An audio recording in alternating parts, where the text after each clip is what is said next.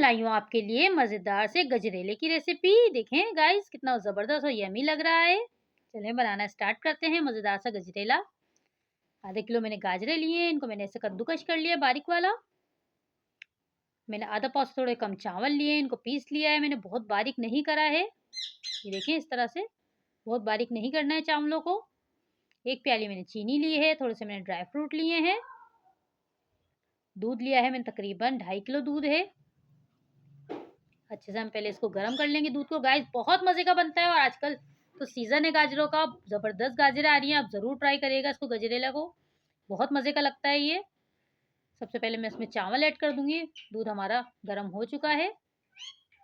चावलों को हम थोड़ी सी देर पकाएंगे कि चावल हमारे आधे गल जाएँ, उसके बाद हम गाजरें इसमें ऐड करेंगे। गाजरों को बहुत ज़्यादा टाइम नहीं लगता है गलने में, इसलिए पहले हम चावलों को गला लेंगे। बहुत आसान तरीके से मैं आपको सिखा रही हूँ गाइस, ज़रूर इसको ट्राई करिएगा, बहुत मज़े का, बहुत यम्मी बनता है। ये देखें बॉयल आना शुरू हो गया है। हम 10 मिनट तक चावलों को इसको अच्छे से पकाएंगे। देखें पक रहे हैं ये। चावल हमारे आध गले हो जाएं, फिर हम इसमें गाजर ऐड कर देंगे। देखें चावल तकरीबन 10 मिनट हो चुके हैं। अब मैं इसमें गाजरें भी ऐड कर दूंगी जो हमने कद्दूकस करके रखी हुई हैं। इसको हम पकाएंगे, हमें इतनी देर पकाना है कि हमारी गाजरें भी गल जाएं और थोड़ा सा इसमें गाढ़ापन आ जाए। फिर हम इसमें चीनी भी ऐड कर देंगे। थोड़ी दरमियानी आंच पे आप इसको बनाइएगा, बहुत हल्की आंच पे नहीं तो फिर ये पतला ही रहेगा। ये देखें थोड़ा सा गाढ़ापन भी इसमें आ रहा है। मैं इसमें चीनी ऐड कर रही हूँ, 1 प्याली चीनी ली है, आप अपने टेस्ट के हिसाब से भी ले सकते हैं। और 1 चुटकी मैं इसमें नमक भी ऐड करूँगी, नमक से बहुत अच्छा सा टेस्ट आ जाता है। 1 चुटकी नमक डलेगा इसमें। ये देखें तो हमें अच्छे से पका लेना है कि हमारी गाजरें और चावल दोनों बिल्कुल सही से गल जाएँ और एक हल्का सा इसमें गाढ़ापन आ जाए। बहुत ज़्यादा गाढ़ा नहीं करना है क्योंकि ठंडा होके भी गाढ़ा हो जाता है। ये देखें अच्छे से पकना शुरू हो गया है ये। 1 चुटकी मैंने नमक ऐड कर दिया है इसमें। नमक से बहुत ज़बरदस्त टेस्ट हो जाता है, आप ज़रूर इसको डाल के देखिएगा नमक को।